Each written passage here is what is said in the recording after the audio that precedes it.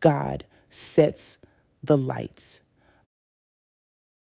A Bible study on Genesis chapter 1, verses 14 through 19.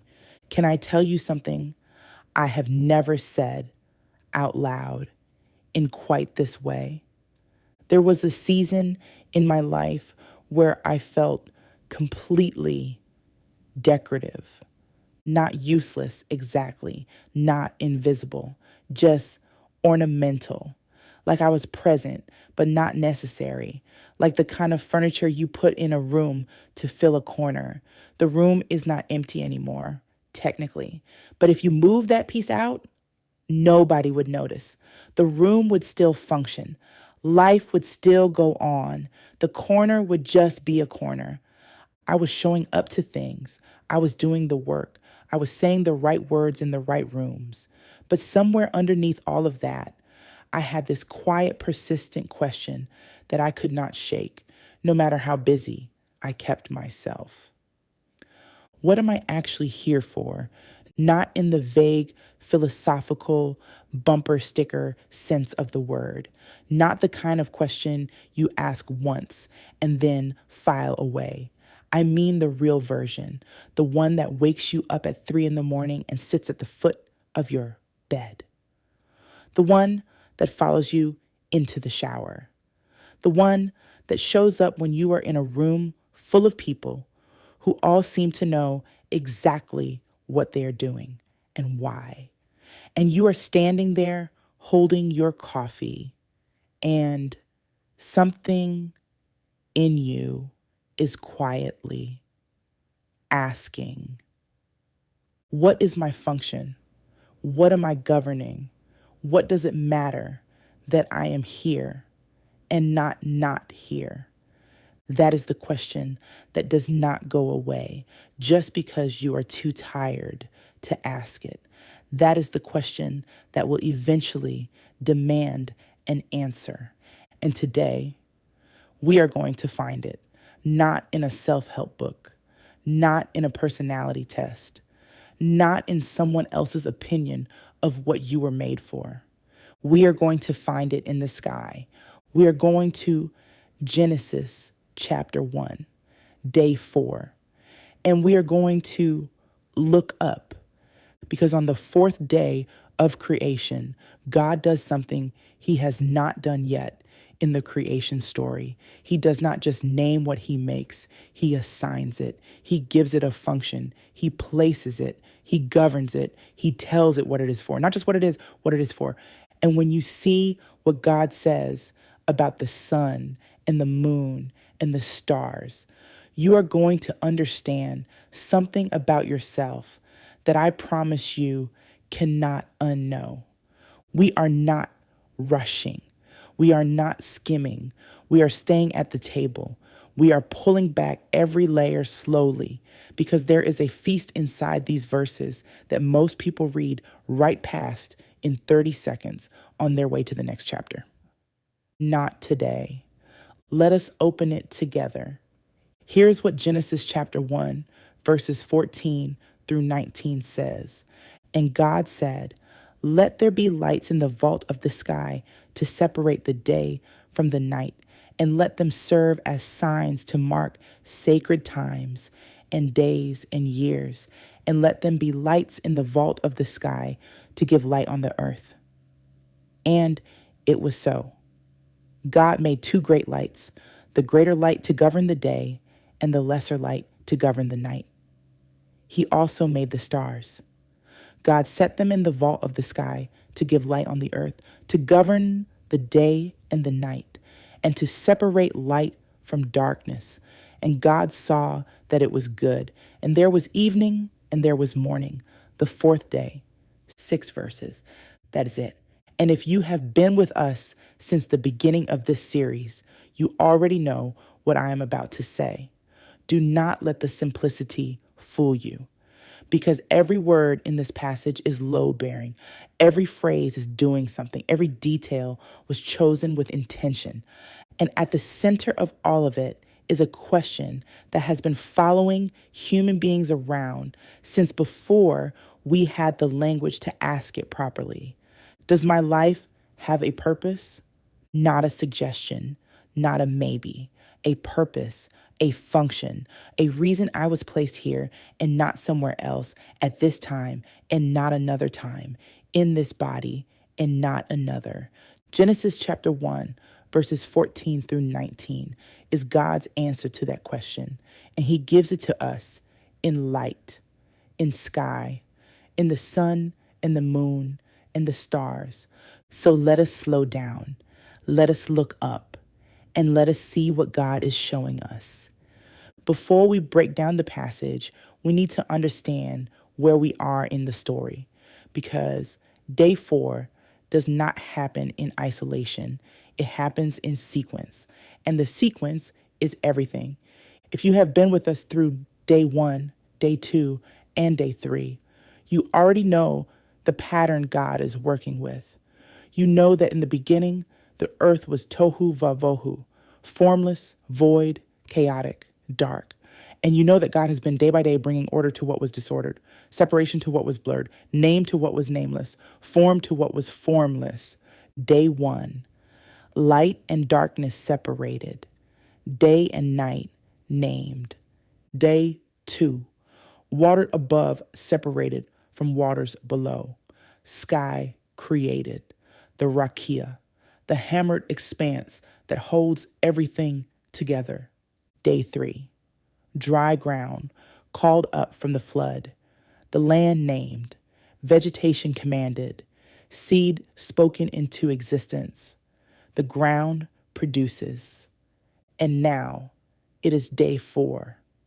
Now here is something extraordinary that I need you to catch before we go one word further.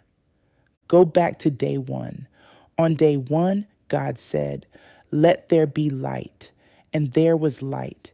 He separated the light from the darkness. He named them day, night. But here is the question. Where was the light coming from? Because on day 4, God makes the sun, the moon, the stars, the sources of light as we understand them physically. But on day 1, there were no sources yet. The sun had not been made. The moon had not been hung. The stars had not been placed. And yet there was light.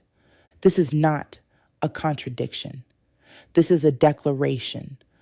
God is not dependent on the sun for light. The sun does not produce light independently, as if it invented it. God spoke light into existence before he ever made a vessel to carry it. And then, on day 4, he gives the light a home. He gives it a function.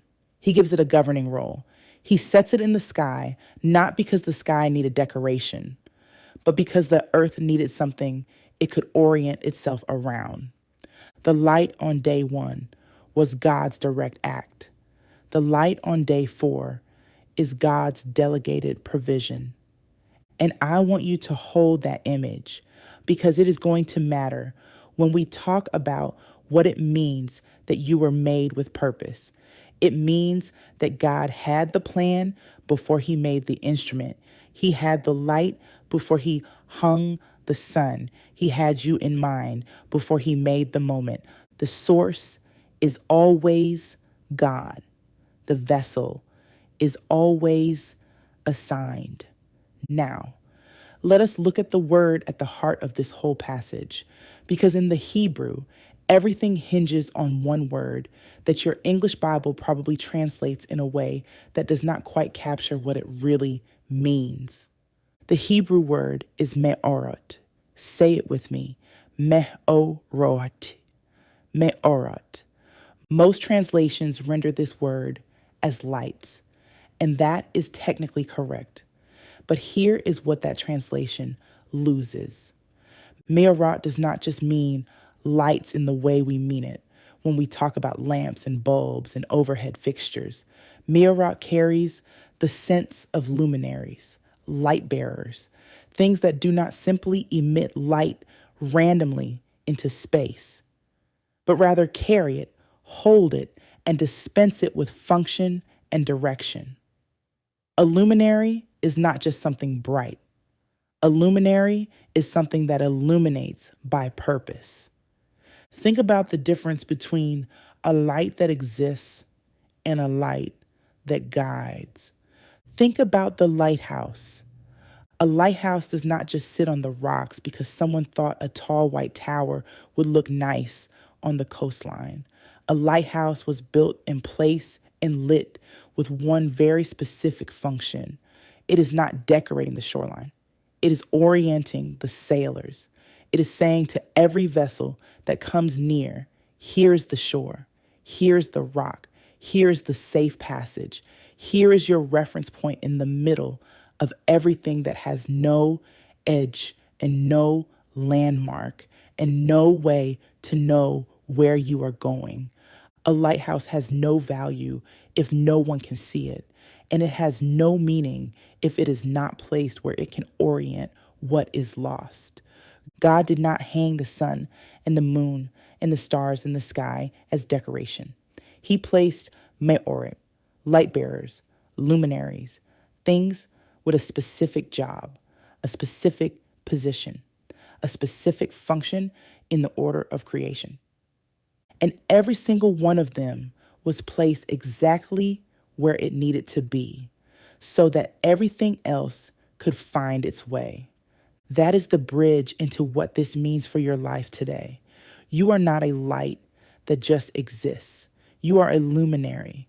You were not placed randomly into your family, your city, your generation, your body, your story.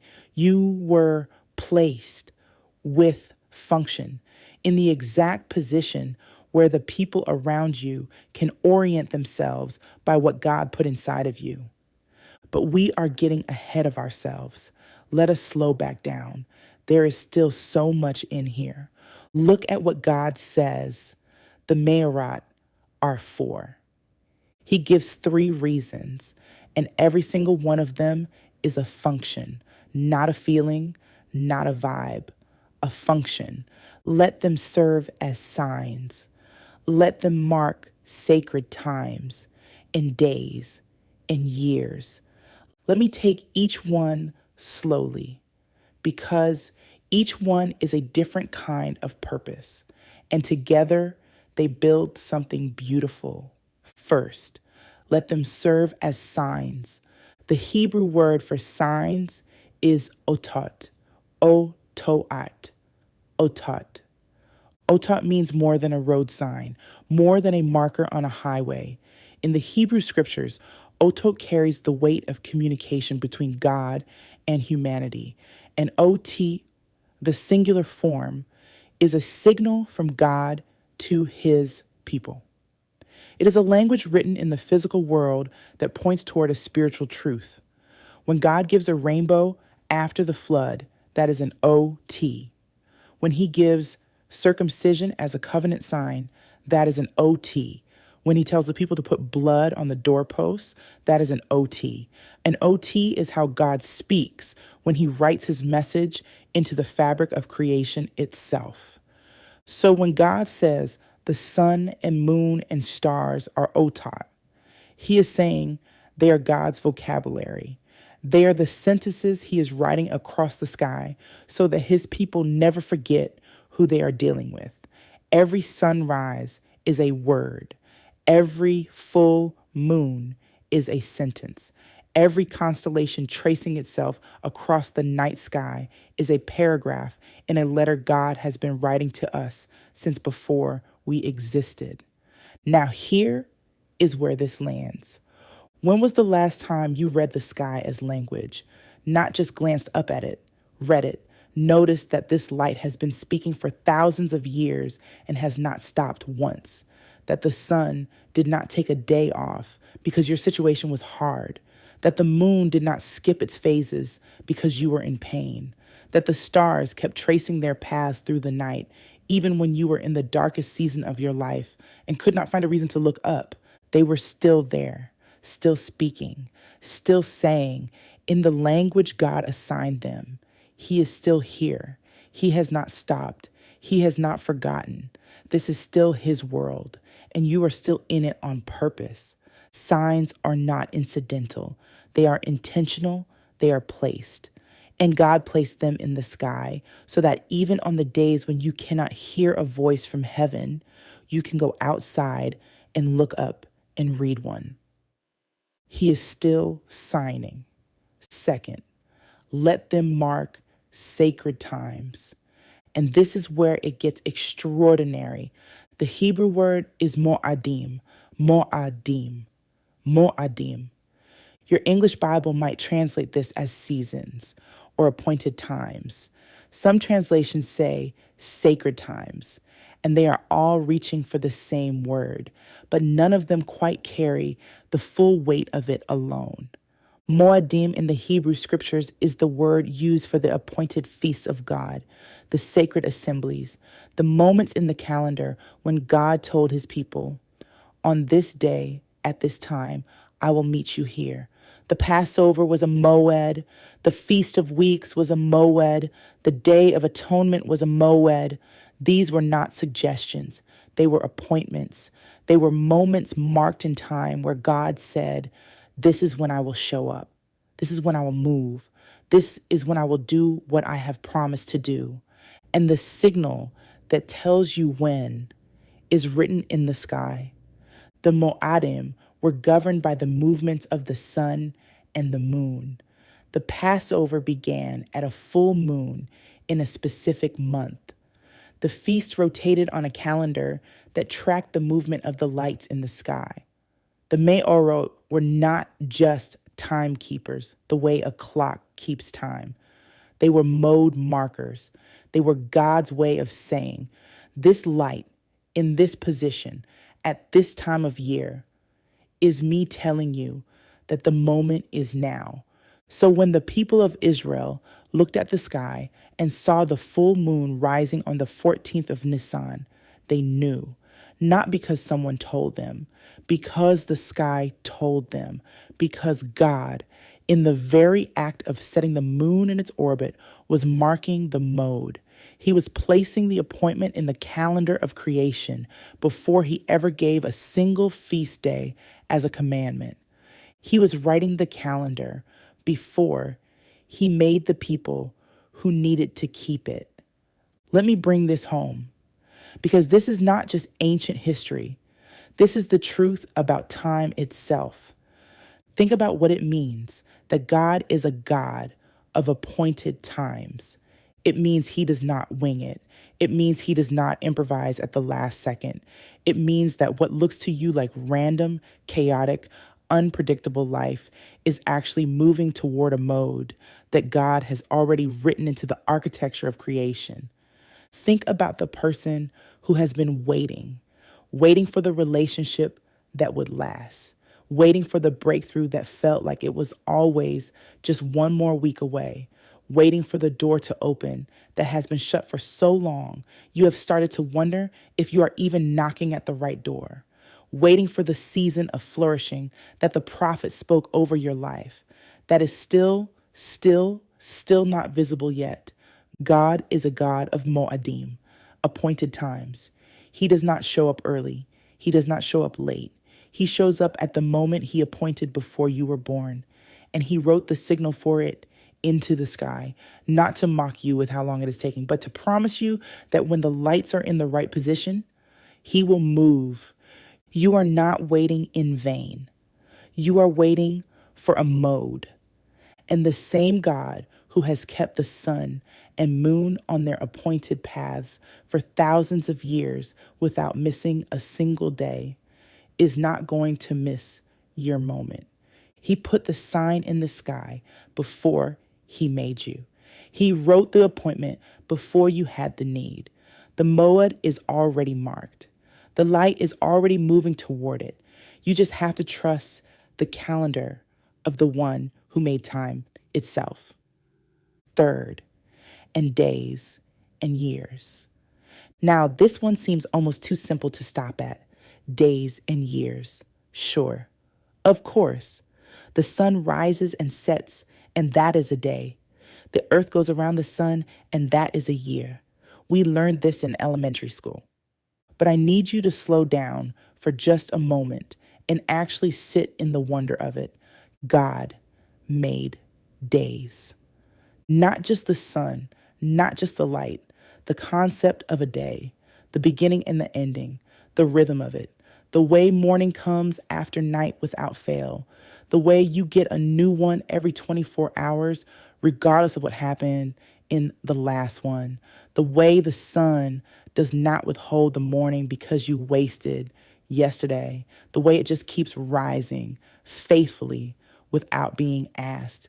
God made years. He built into creation the experience of completion and renewal, the way a year has seasons and those seasons cycle.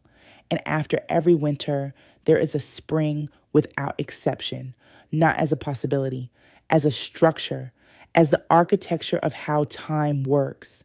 And when God set the sun and the moon in the sky to mark the days and the years, he was building into creation itself the truth that every single hard day will end, and every single year will give way to a new one. And every single winter is inside a cycle that God designed to turn. This is not wishful thinking. This is astronomy. It is physics. It is the way God built time to work. The same sun that marks this hard season you are in right now will also mark the morning when it is over. The same moon that watches your restless nights will also watch your nights of rest. It is all built into the orbit. It is all part of the moed. The season you are in is not permanent. It is a day inside a year, inside a cycle that God calibrated before you were born. He made time the way he made everything else, with intention, on purpose, with your life already inside it. Now, we have to look at the word that I think is the most important word in this entire passage, because it is the word that changes everything about how we understand purpose. And God made two great lights, the greater light to govern the day, and the lesser light to govern the night. The word is memshala, memshala, memshala. Your Bible probably says govern, and it is right. But I want to open that word up for you because govern is a word we use so casually in English that it has lost some of its weight. Memshala comes from a root word, mashal, that means to rule, to have dominion, to have authority, to exercise governance over something. This is not decorative presence. This is functional authority. This is being given a domain over which you are responsible. A sphere, a jurisdiction, a place in the order of creation that only you were appointed to occupy. Here is the picture I want you to sit with. Think about the difference between a candle on a table at a restaurant and a lighthouse on a shoreline. The candle is lovely. It is warm. It adds atmosphere. If you removed it, the room would lose something, but nobody would be in danger. The candle exists more for ambiance than for function. It is decorating the moment. The lighthouse, on the other hand, has memshala. It has governance over its domain. It has authority over the water around it. Every ship within range of that light is either guided by it or warned by it. It is not optional. It is not decorative. It is load-bearing. It governs the safety of everything that comes near it. Remove that lighthouse and people die. Ships wreck. Families do not make it home. God did not put the sun in the sky like a candle on a restaurant table. He gave it memshala. He gave it governance over the day. He gave the moon memshala over the night. Their job is not to be beautiful, though they are. Their job is to govern, to rule their domain, to make the rest of creation possible by doing faithfully what they were appointed to do. And here is the bridge, because this is where the whole passage walks directly into your life and asks to be let in. You were not made to be a candle on a table. You were made with memshala. You were created with governance over something, a domain, a sphere, a place in the order of things that only you were placed and appointed and equipped to govern. Maybe it is a classroom. Maybe it is a kitchen. Maybe it is a boardroom or a neighborhood or a conversation that nobody else in the room is positioned to have. Maybe it is the way you love a particular person who nobody else knows how to reach. Maybe it is the specific combination of your story and your wound and your gift that gives you access to a room that has been dark because the light for it has not arrived yet. But you are not there to decorate the room. You were placed there to govern the darkness in it.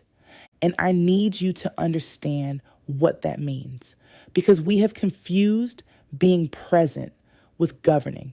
We have confused being busy with functioning. We have confused filling a role with having authority in it. The sun does not just show up. The sun governs. It is the first thing that determines whether plants grow or die, whether animals wake or sleep, whether the ocean temperature rises or falls, whether the seasons shift. Everything on this earth that is alive, in part because the sun is doing what it was placed to do with memshala. And when you show up to what God placed you for, and you do it with the fullness of who he made you to be, things grow around you that would not grow without you. People wake up to things they could not see before you arrived. Darkness that had no reason to move starts moving because the memshala that God put in you is operating. You are not decorative. You are governing. You were made to govern. Do not shrink. Do not apologize. Do not play smaller than what God appointed you to be. You were made to govern the day. And then, tucked inside verse 16, there is a sentence so brief, it is almost easy to miss. 3 words in the original Hebrew. And I would be doing you a profound disservice if I let you leave today without sitting in it. He also made the stars. He also made the stars. After all that careful, detailed language about the greater light and the lesser light and their functions and their governance and their appointed domains, God casually, almost parenthetically, mentions the stars. He also made the stars. Now think about what that means for just a moment. There are an estimated 200 billion to 2 trillion galaxies in the observable universe, each one containing hundreds of billions of stars. The star closest to our solar system is so far away that light traveling at 186,000 miles per second takes 4 years to get here from there, and that is the closest one. Some of the stars we can see at night are so massive that our entire solar system could fit inside them, and God drops them into the creation account like an afterthought. He also made the stars. Now, why would God, who is so careful and deliberate in everything he says and does, be so seemingly casual about the creation of trillions of massive burning stars? I want to suggest that it is not casualness. It is confidence.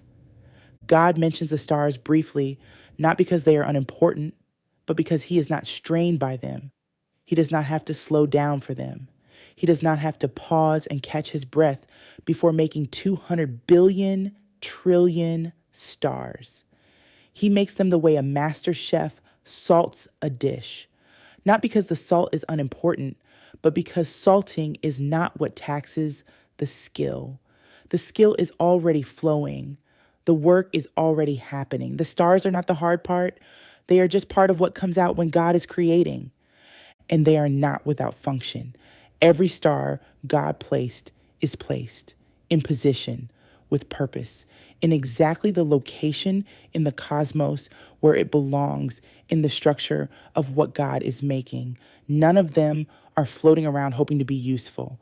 Every single one has a place and a role in the ordered structure of creation. And then the bridge, the one I need you to feel. If God made 200 billion trillion stars and placed every single one of them with purpose, and not one of them is decorating the sky without a function, do you really think you arrive here by accident? Do you really think you woke up this morning without a purpose embedded in your very existence by the same God who put every star exactly where it needs to be? You are not a star that got misplaced. You are not a light that got put in the wrong sky. You were placed with intention in your family, in your generation, in your body, in your story, in this moment, just like every other light God has ever set in any sky anywhere. He also made you, and it is Tovi. It is exactly what he meant. Now, I cannot leave day 4 without taking you to the New Testament, because the whole creation account has been quietly pointing toward a person. And day 4, the day of the lights, the day of governance, the day of appointed times, the day of the Mayorot placed in the sky, is pointing toward him more clearly than almost any other day has. Go with me to the Gospel of John, chapter 8, verse 12. Jesus is speaking, and he says this: I am the light of the world. Whoever follows me will never walk in darkness, but will have the light of life. Now, do you hear what he is reaching back and touching? He is not speaking metaphor the way we use metaphor casually in modern English. He is speaking with the weight of Genesis chapter 1 behind every syllable of what he is saying. He is saying, I am the Meorot. I am the luminary. I am not here to decorate existence. I am here to govern it. I am here to be the light around which everything orients itself. Follow me and you will not walk in darkness, because darkness has no governance over the place where I shine. And then in Revelation chapter 21, the Apostle John, describing the New Jerusalem, says, the city does not need the sun or the moon to shine on it, for the glory of God gives it light, and the Lamb is its lamp. Do you see it? In the beginning, God spoke light before he made the sun. And at the end, the light continues after the sun's work is finished. Because the source was never the sun. The source has always been God. The sun was assigned to carry the light for a season. Jesus is the light itself. And the whole arc of creation from day 1 to day 4 has been telling us this. The light came before the sun because the Word was there before the world. Jesus, through whom all things were made, was the original light. The sun is just the vessel God appointed to carry that light to us for this season of history. And when the season is over, when the mode of this age is complete, the light does not go out. It just comes home to its source. And here is what that means for your life today. You were not made to generate your own light.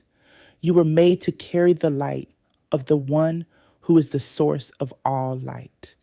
Like the sun was assigned to carry God's light to the earth, you were assigned to carry Christ's light to the specific patch of darkness that only you can reach. You were made to be a Meorot, a luminary, a light bearer, not decorating the room, but governing the darkness in it, not generating the light from yourself, but being placed exactly where you are, so that the light of the one who is light itself can shine through you to a world that needs to find its bearing. And just like the moon does not produce its own light, but reflects the sun's light faithfully night after night after night. Some of you are in a season where you feel like you have nothing left in yourself, like you have been running dry, like the source inside you feels dim. And I need you to hear this. The moon does not panic when the sun goes down. The moon does not look at the darkness and say, I cannot do this because the source of my light is not visible right now. The moon simply turns toward the sun, even when the earth is between them, even when the shadow falls. The moon stays in orbit. It keeps its face in the direction of the source. And however much of the sun's light it can reflect in the particular moment of its particular phase, it reflects faithfully. You do not have to manufacture the light. You have to stay in orbit. Keep your face turned toward the sun, and whatever light he can shine through you in this particular phase of your particular life, that is enough to govern the darkness in your domain. The moon has never once failed to rise, not in the thousands of years since God set it in the sky, not on the nights when it could only show a sliver, not on the nights when it was barely visible. It rose, it reflected, it governed. And so can you. Look at what God does near the end of this passage. God set them in the vault of the sky to give light on the earth. Set them. The Hebrew word here is natan, and achtan, natan, to give, to place, to put, to set in position. God did not suggest to the sun where it might want to try being for a while. God did not invite the moon to go find itself. God did not let the stars drift until they found somewhere comfortable. He set them. He placed them with intention in the exact position where they could give light on the earth. The placement was the purpose. The purpose was the placement. They could not fulfill their function from the wrong position. And they have never moved from the position he set them in. Not in thousands of years of sunrises and moonrises and the wheeling of the stars through the night sky. They stay where they were placed because that is where their memshalah operates.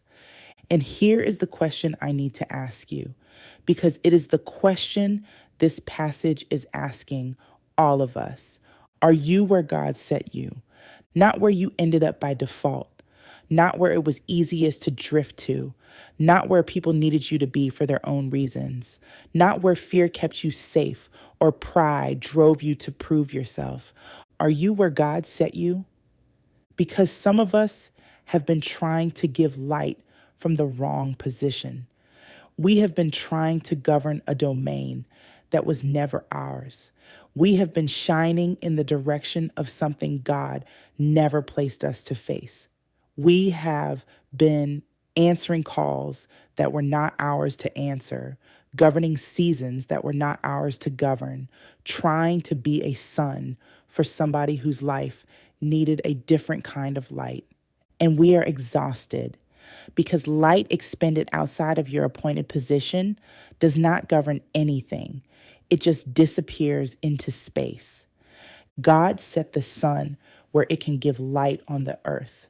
If the sun were relocated to the other side of the galaxy, it would still be the sun. It would still have the same memshala, the same capacity, the same blazing creative power. But from there, it could not do what it was made to do for this earth. It would be the right thing in the wrong position. Get back to where God set you, not where it is most impressive, not where it earns the most applause, not where it makes the people around you most comfortable, where God set you, where your particular light in your particular position at your particular time governs the particular patch of darkness that only you were appointed to govern. That is where the Tovi happens. That is where God looks and says, this is exactly what I meant. That is where the Meorot does what God hung it in the sky to do. Let me bring you to the fullness of what we have seen today. When God said, "Let there be lights in the vault of the sky," he was not furnishing the universe. He was not filling empty space with something pretty to look at. He was establishing governance. He was marking time. He was writing signs into the architecture of creation itself. He was appointing luminaries to positions of function so that everything below them could orient itself, grow, rest, move through seasons, and live. The sun was not made to be seen. It was made to govern. The moon was not made to be beautiful. It was made to hold the night. The stars were not made to decorate the dark. They were set in their positions and given their function, every last trillion of them, because God is a God who makes nothing without purpose, who sets nothing without intention, who places nothing without a reason. And then he says, and God saw that it was good, Tov. Not because the lights were impressive, because they were exactly what he intended. They were in position. They were functioning. They were governing what they were made to govern. They were giving light where they were set to give it. They were marking the Mo'adim, signing the sky with Otot, doing the work of Memshala over their appointed domains. That is Tov. That is what God calls good. Not the things that are the biggest, not the things that get the most attention, not the greater light only, the lesser light too. Both of them in position, doing what God placed them to do. Both of them Tovi. Because God does not evaluate function by the size of the stage. He evaluates it by faithfulness to the assignment. And the assignment for the lesser light was to govern the night, not the day. The night, the long, dark, quiet, seemingly less glorious territory of the night. And God looked at the moon governing its assigned domain and said, "This is exactly what I meant." You might feel like the lesser light right now. You might feel like the one whose domain is smaller, quieter, less visible, less celebrated. You might feel like everyone around you is governing the day while you are faithfully showing up for the night. But God looked at the moon and said, Tov. He looks at you, governing the domain he gave you, in the position he set you, at the time he appointed for you. And he says, Tov. That is not a consolation prize. That is the highest assessment God gives. It is the word he uses for everything that is exactly what he meant. You are exactly what he meant.